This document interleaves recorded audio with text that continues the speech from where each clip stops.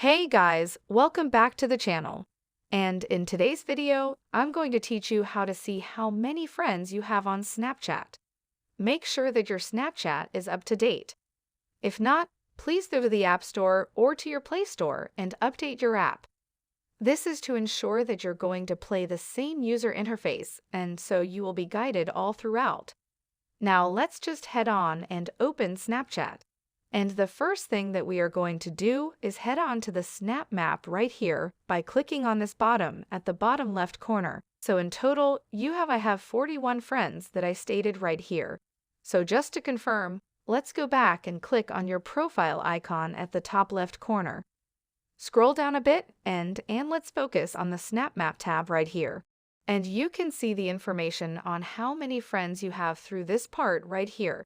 So I'm sharing a location with 41 friends.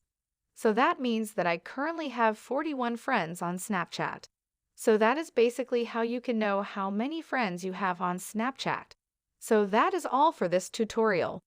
Do let us know if this video helped you out, and if you have any questions, feel free to comment them down below. Thank you all for watching and have a great day.